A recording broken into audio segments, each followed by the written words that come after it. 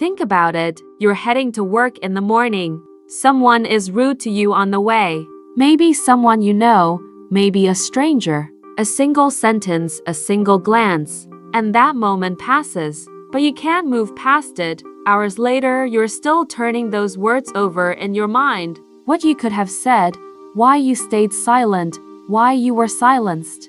Your mind is stuck in a loop. Your heart feels tight.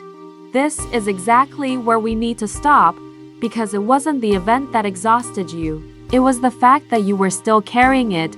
Today, I'm going to tell you a story, but this isn't an ordinary story.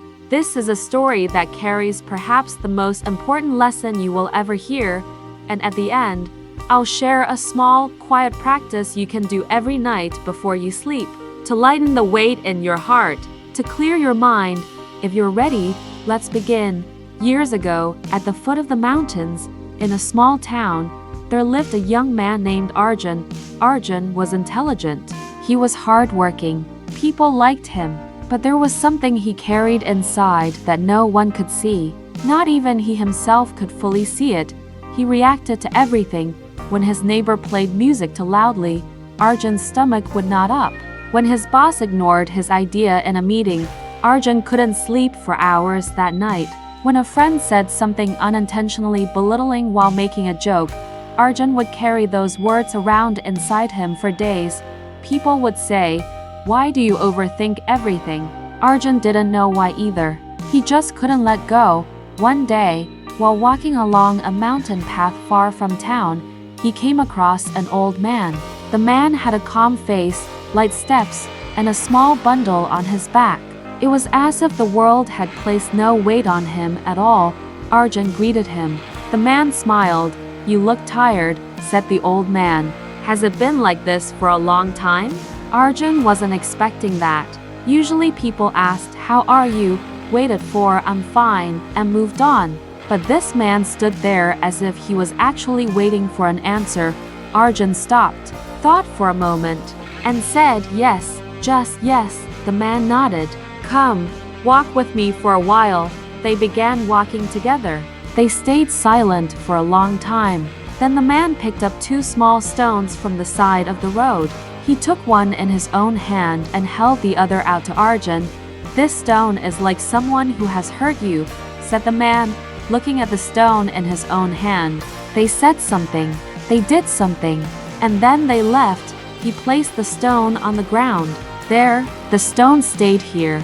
They moved on, light at ease, carrying nothing. Then he looked at Arjun's hand. "But what did you do? You picked up that stone. You put it in your pocket. You carried it home. You thought about it as you fell asleep, and you were still carrying it when you woke up." Arjun looked at the stone in his hand. It was small, ordinary, but it felt heavy. "Your reaction," said the man, "became a far heavier burden than their action. And you were the only one carrying that burden." The person who hurt you had already forgotten. Arjun had difficulty understanding this at first. They continued along the path. They climbed a little higher up the mountain. The man began asking him questions. Not ordinary questions. Questions that went deep. "What tires you the most?" asked the man. Arjun thought. "People treating me unfairly," he said. "When does the unfair treatment end? When the other person apologizes, or when I get them to admit I was right?" The man laughed quietly, not mockingly, with understanding. "So you're waiting for someone else to do something in order to set yourself free?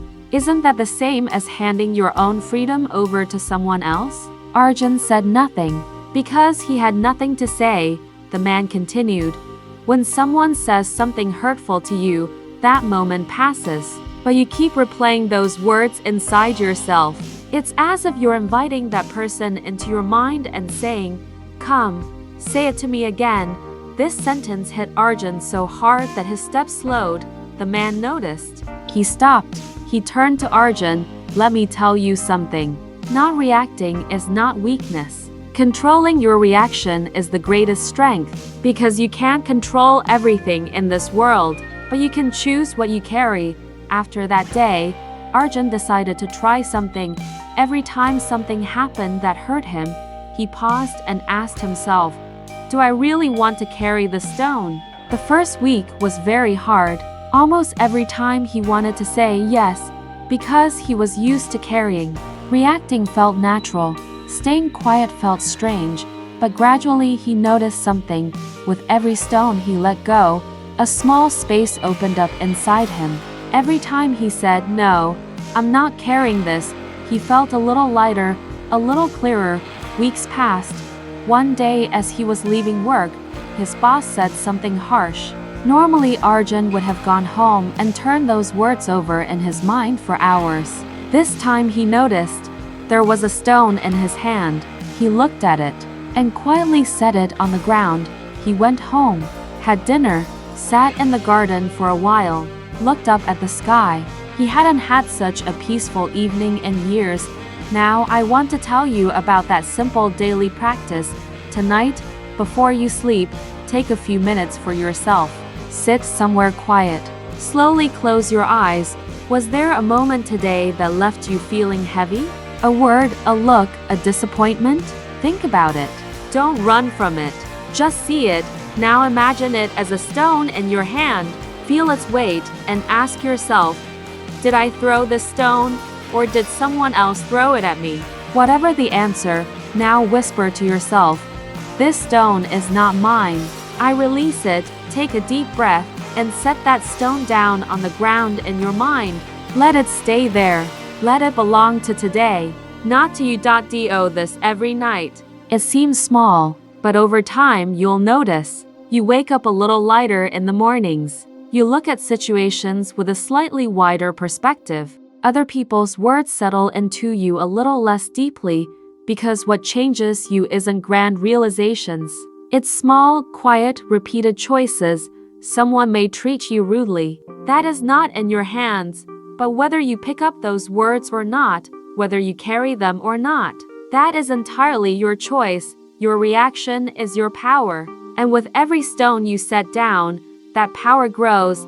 Life is already heavy enough. Don't carry burdens that don't belong to you. Walk lightly. Stay open. And remember, peace doesn't come when others treat you well. Peace begins in that quiet moment when you decide not to pick up the stone. Did this story touch you? Then share this video with someone close to you. Because right now, there may be someone in your life who is carrying far more than they should. Until the next story, stay well.